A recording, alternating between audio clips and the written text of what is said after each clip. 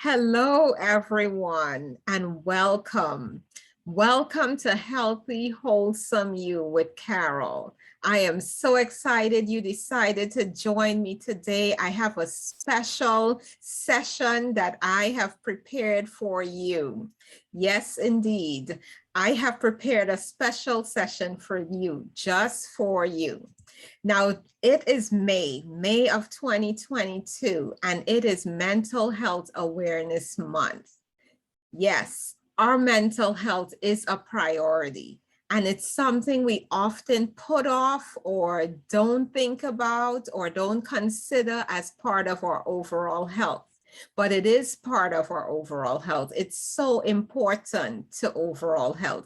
As a matter of fact, it even impacts overall health. So it's really important that we prioritize our mental health.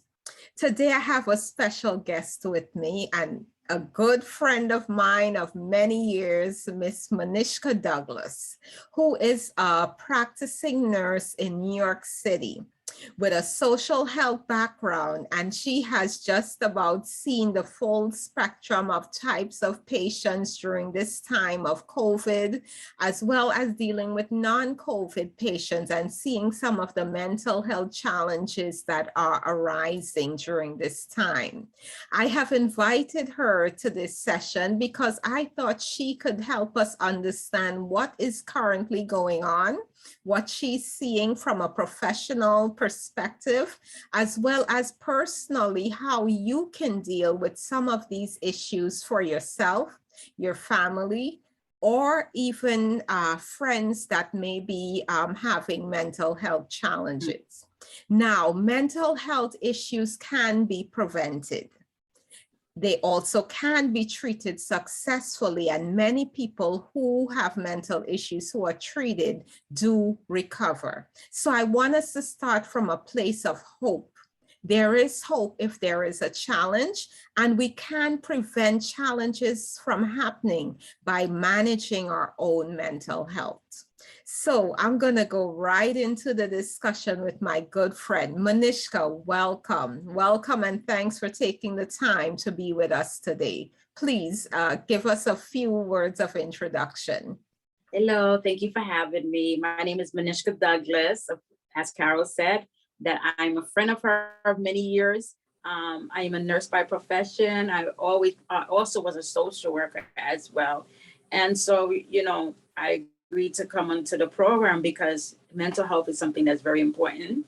And also it's something that people are afraid to talk about and afraid to address, and even afraid to even identify or say, yes, I'm going through something right now, especially with this pandemic, as everyone become more isolated and people experience a lot of loss of loved ones, loss of jobs, loss of, ways to communicate and even see loved ones and family members, friends. So, we're just here to just talk and have a discussion about, what we've seen personally and what we've seen professionally. So I'm happy to be here. We're here to have the discussion, to bring awareness also, and to, educate and, erase some of the taboo and stereotypes, so that way people can be free to come forward, accept help. As with Alcoholic Anonymous, is the first step is to say, yes, I have a problem. You have to first know where you stand mentally, so that way you can move forward and go towards healing and wellness. Yes, and that is a great introduction, Manishka. I'm particularly passionate about this issue of erasing the stigma around mental health. I think it's an issue that particularly African American communities I have seen, it's just too taboo to talk about at any time, right? We see that people kind of ignore it, or, push it under the rug. Don't discuss it. If you do have an issue within your family regarding mental health, it's a hush-hush issue. People don't really share those experiences so that you know that it is common actually to have a mental health challenge and that you can in fact get help and deal with it. You can manage the situation far better than we have. So maybe you can start there, Manishka. Maybe talk about the taboo and the stigma around mental health issues and what people can do to help erase that stigma and bring it more to the forefront. I think number one is to, continue to have more discussions. I think the more that we talk about something, the more people feel comfortable and the more we can normalize. Because oftentimes when people are going through things, they often think that they're the only one in the world that has this problem. So the more they hear about it, the more people talk about it, the more, we can move forward and help and do something. I think the first step is, I think we're doing a very good first step here, is just having that discussion and just, talking, about what is it that we've seen, what can we do, how we can help, and also what are some of the signs and symptoms also, so that we can educate the community so that they can see if someone is going through something, because we all need each other in a community. One person can't be alone, can't do it alone. So what are some of the things that we can do as well? So I think the first step is to discuss and talk about it. Yeah. Yeah, and that's the thing. It's not really being discussed. It takes May as Mental Health Awareness Month to really talk about the issue. Other than that, throughout the year, you don't hear too very much about mental health as being necessary in our overall health. I'm just going to read off a couple of statistics. In 2020, this is the latest statistics we have here. 1 in 5 American adults experienced a mental health issue. 1 in 5. 1 in 5. So if you just count off 5 people, 1 in 5 may be experiencing a mental health issue. That's how common it is. 1 in 6 young people experienced a major depressive episode. So depression is another really big issue, especially among our youth. And we are seeing the signs of that, even as we've seen some stories in the news lately that really breaks my heart, because these people, they're young, they're so young, and yet they're taking their lives through suicide or dealing with depression and not really having a support system or knowing where to go to help with these issues. Another statistic is that 1 in 20 Americans lived with a serious mental illness, such as schizophrenia, bipolar disorder, or major depression. So 1 in 20 Americans lived with a serious mental illness. So 1 in 20 is also quite, makes it quite a common issue for serious mental illness. So there is, general mental health issues, and then there's another level of serious mental illness. So Manishka, maybe you can talk to us, given the lack of awareness, given the fact that we're dealing with a lot of stigma around the issues, how can people begin to talk more and raise the awareness around mental health? How can we get just some practical steps around how we can begin discussions around this? Well, one way that we can begin discussion is, checking up on people and asking them, are you okay? How is everything going? Because, we take it for granted, how are you, Carol? How is everything? Oh, everything is good. Everyone say everything is good, but what is good? People wearing masks oftentimes, we don't want people to know what we're going through. So check up on your loved ones. How are you doing? How is everything? How are you handling, what are you feeling right now? What are you going through right now? That would be a first good step to begin the discussion. I would say 1-to-1, not everyone have a group setting that they can talk, but start with your phone book. Start with your home. Start with your friends. You know, start to begin to think more consciously about how people are feeling and what is it that they're going through. You know, are you okay? Yes, I'm okay. Okay, what does okay look like for you? How has your week been? Are you've been working, school? You know, you just get into some of their personal lives. How is it? What is it that they're going through day by day? How are they navigating school or whatever it is that their experiences are for the week or even for the day? How did your day go? How was at work? What did you do today? You know, checking up on one another. Mhm. That will open up a discussion Yeah. about, you know, that will open up a door or a way for you to check in on how your loved ones are doing. Yeah. Yeah. Mentally. Go ahead. That was what I say, how your Oh. loved ones, friends, co-workers, how are they doing mentally?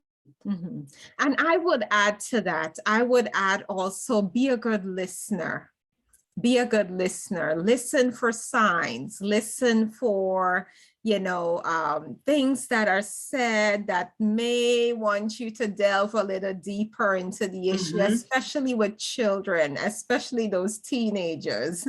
They don't really want to talk, but look for signs, listen for signs. And so, Manishka, help us. What are some of the signs we should be looking for?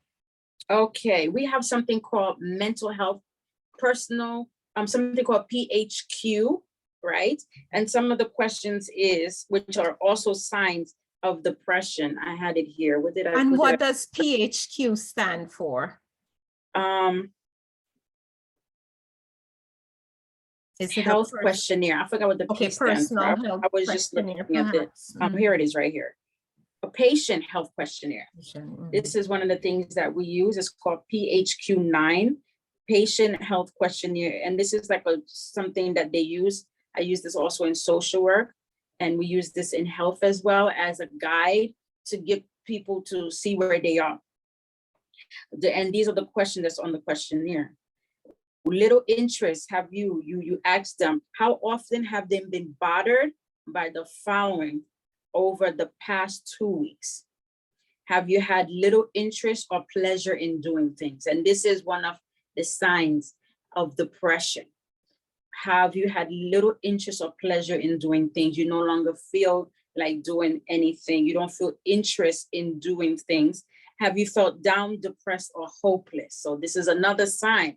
And trouble sleeping or staying asleep. Trouble sleeping, falling asleep, or staying asleep, or sleeping too much. So this is also another sign. Have you felt tired or little energy, or appetite, or overeating? So one of the signs of depression or even mental health is that, that there are changes in appetite. If you were a good eater, now you don't want to eat. If you don't eat, if you don't eat a lot, now all of a sudden you're eating. We know about, going into that fridge, taking that ice cream to feel better, So this is one of the things is are there changes in your eating habits? Have you felt down? Have you felt bad about yourself, or that you are a failure, or that you have you let yourself or your family members down? Do you trouble concentrating on things as reading the newspaper or watching TV? That's another sign, trouble concentrating. Have you been moving too fast? Have you been moving or speaking so slowly that people have noticed? So changes in the way that you speak. If you were speaking slow, or you're now talking fast, these are the things that you can notice in your loved ones, coworkers, family as well. Why is she talking so fast? Why is he talking so slow? This is not the way that they usually speak. So changes, or they feel fidgety or restless. Thoughts that you are better off dead, or thoughts of hurting yourself in some way. So these are like some of the symptoms that we look for when we questioning people. It's called the PHQ-9 Patient Health Questionnaire. So these are some of the signs that we look for. Little interest and pleasure of doing things. If someone always loved to go their pastime habits such as reading, and now that you no longer see that reading is something that gives you pleasure or makes you happy, all of a sudden, if you are, whatever activity you're engaged in, you know, like if someone, like for me, I love my cup of coffee every morning. If someone loves to exercise, they don't love to exercise, they love to watch TV or whatever it is that they love to do, or they give them pleasure. Now all of a sudden it's like, nothing, I don't feel like doing anything, nothing makes me happy. Okay, let's go to the movies. We go to the movies. I don't feel like going to the movies. I'm not happy going out. All of this doesn't excite me anymore. So that is also a sign. So so these are some of the signs that we can look for as well when we're having our discussions. And you know, these are signs, and some people, they don't even realize that. Eating, you know, emotional eating could be the sign. You eating too much, or you don't eat at all. Oh, I don't have any appetite. And we know you love to eat. We take you to your favorite restaurant and you don't want to order anything. You don't feel like eating. You haven't eaten all day. We can see that something is going on with that person. Yeah, no, that's really, really good, Manishka. And thanks for sharing that. I think even as you were talking, I was thinking about my own family members as well as myself, because you're right. A lot of us do some emotional eating from time to time. Some of us get sad from time to time, but it's really different when it's depression, you know, when it's depression and you're starting to see signs of a lack of interest over an extended time, not just a day or two here or there, but over an extended time. Their loss of appetite or increase in appetite over an extended period of time. So we have to look for those signs, especially with youth, because they're not going to talk to us. We have to look for those signs, right?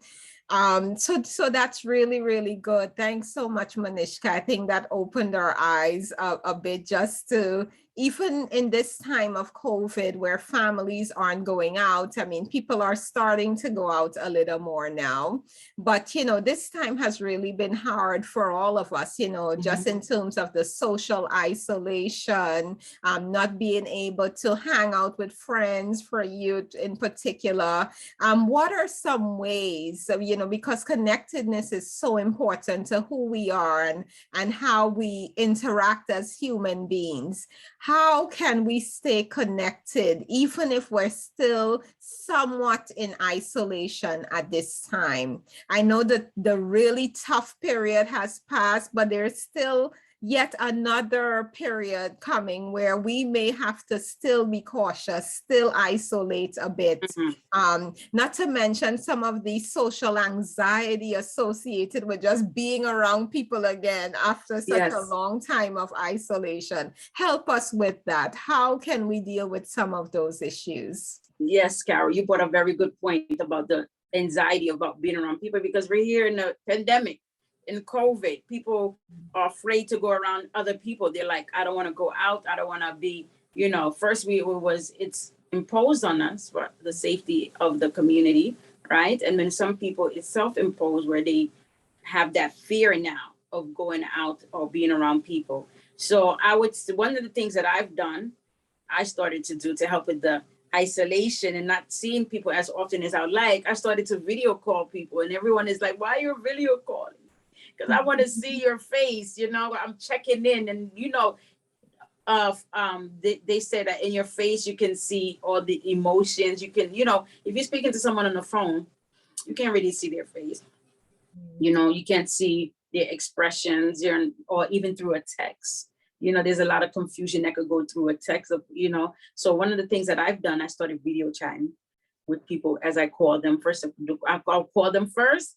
And I'll say, hey, I want a video chat. I want to see your face. And they're like, why you always want a video chat? I said, listen, I still isolated, you know, this will help me to connect more with people. So, you know, being intentional, you know. So I would say, even though you could be separate and still see people, I would say you definitely video chat.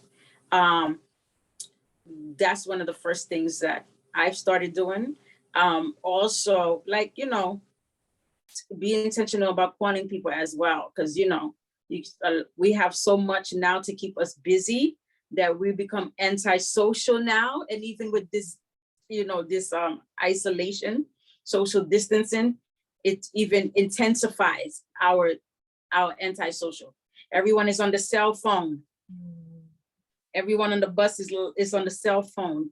You even sitting at dinner with someone, you're on a cell phone. Everyone at the table, no one is talking to each other. Everyone is on social media looking at what's going on. Put the cell phone down in that aspect. Take the cell phone up to call, don't get so caught up on social media videos, Netflix, or whatever it is that we do to occupy our time. We need contact with human beings as well, so that will help to, alleviate some of this social isolation, anxiety. If you I would say if you are, religious, you go to church, stay in community with others, at work, we're around people, we can talk to them more frequently. So those are just some tips that I've started to do myself. Is number one, I started video chatting because then I could see people, and help give me that person feeling again, even though, we're separate, but we can still connect in some ways. Yes. No, I have been a recipient of those calls from Manishka. I want to see your face. I'm going to call you. Early in the morning, and she wants the video chat. But it has helped me as well, just to laugh with someone. Yes, you can laugh on the phone, but when you're seeing those facial expressions, it's like a totally different type of call. So yes, even though they're inconveniencing, I love that she did that, and I love that she wanted to stay connected. So that's a really good tip for you. Stay connected. Not only does it help with your relationships, but it will support positive mental health. So thank you so much, Manishka. We appreciate those tips. Stay connected. It's so important. Now, Manishka, maybe we can go on with talking about if we do see some of those signs in people, right? Maybe you have a teenager at home, or you have an elderly grandmother, or others in your family who may show some signs that, they're moving towards maybe being depressed, or you're seeing some other behaviors, maybe anxiety, or other behaviors that may be of concern. What do we do then as a family member or as a friend? What do we do then if we see some of those things happening?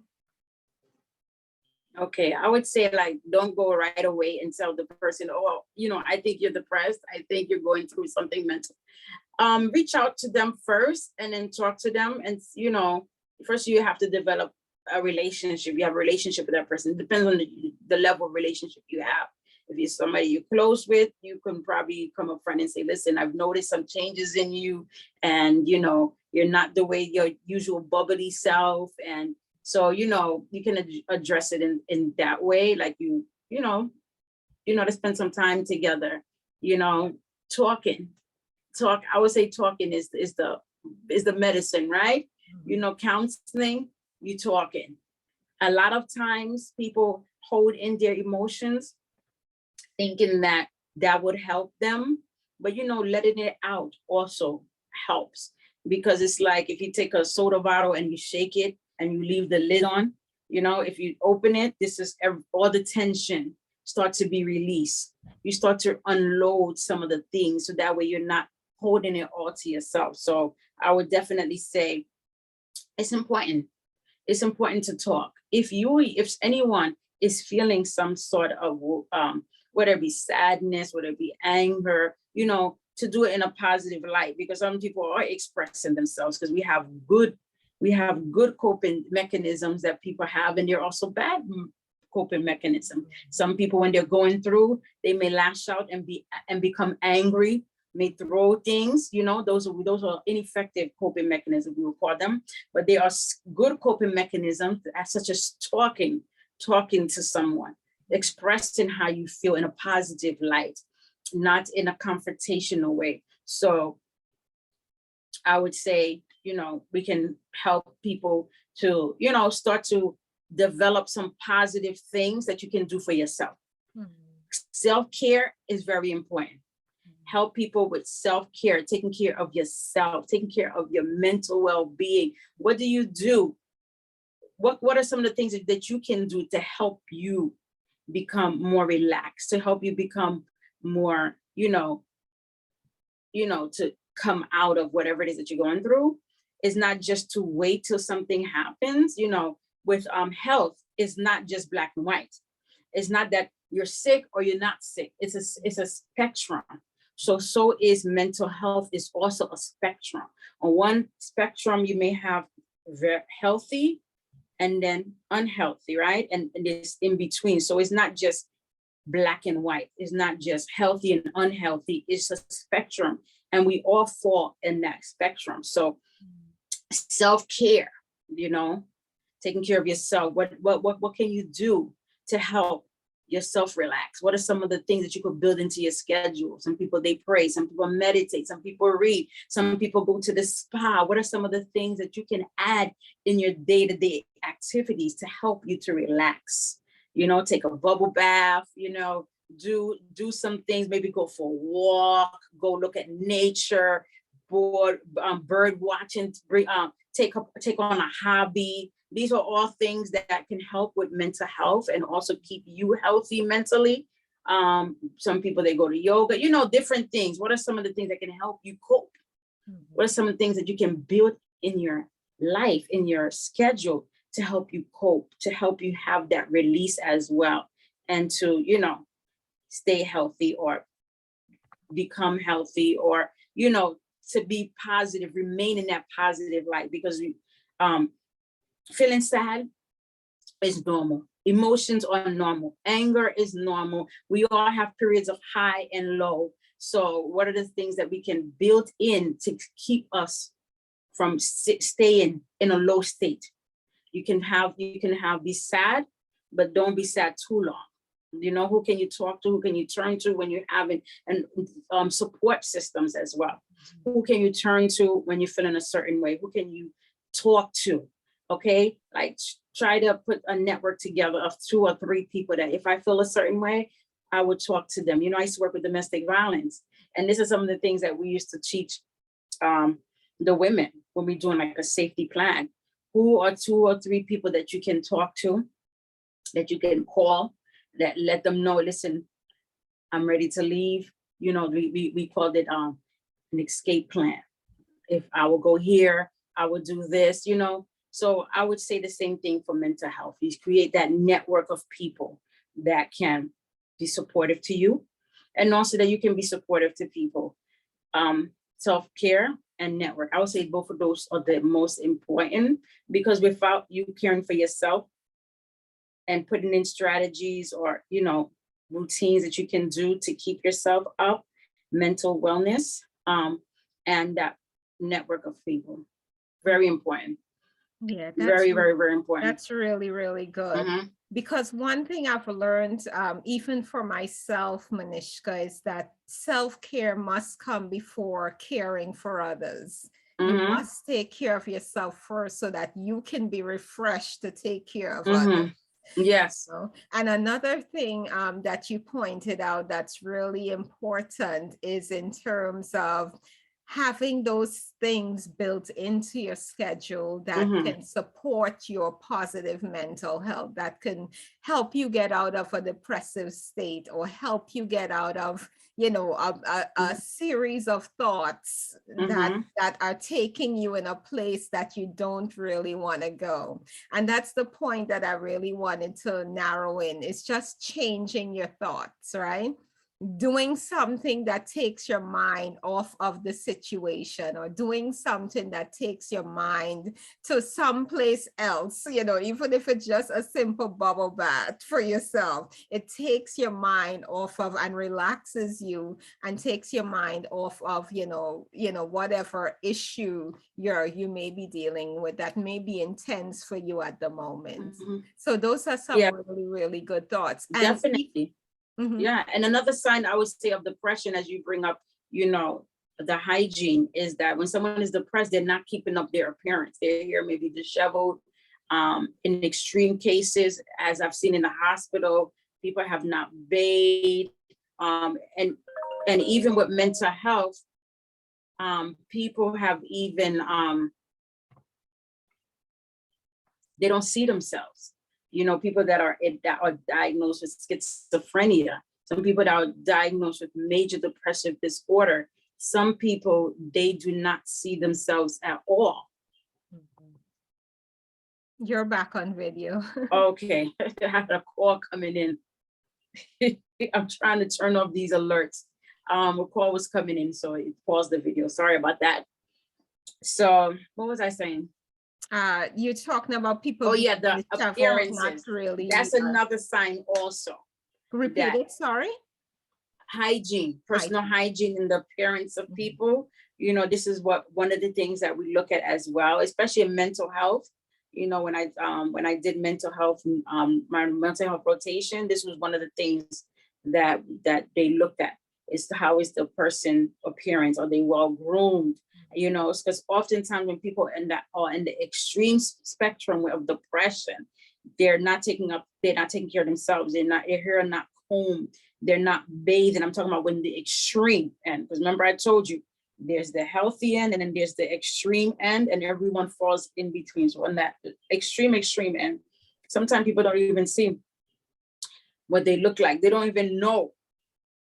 This is why we have that network of people that can look and and assist. So that just triggered that for me just now about the appearances. Yeah, and you also brought up some really good points there too, which triggered some thoughts on my end as well. I was gonna say that, so as I've said, self-care before caring for others, but also when someone is having these challenges, I can see one way of helping might be to actually help them help themselves, right? Help them help themselves. If you're noticing they're not showering, maybe help them, hey, let's get you in the shower, and even help them to change their own thoughts about themselves with just talking to them, helping them to talk through some of the issues that they're experiencing or challenges that they're feeling. If we can help them help themselves, it's one way to help them get out of the sadness that can lead to some more major issues like depression. Help them get into, the spa, or help them in some way. And I see that as one way as we can help them. So I think we're going to wrap it up here at this point. I so appreciate you, Manishka, coming in, giving us some tips, helping us to understand the issues within our own families, our friends, and it doesn't have to end with family and friends. It could be a coworker or anyone you come in contact with at the grocery store, how we might be able to not only take away the stigma of mental health, but support someone to better health. So thank you so much, Manishka. I appreciate you, and I appreciate you coming in and just chatting so that we can go from health to better health. Thank you so much. Be blessed.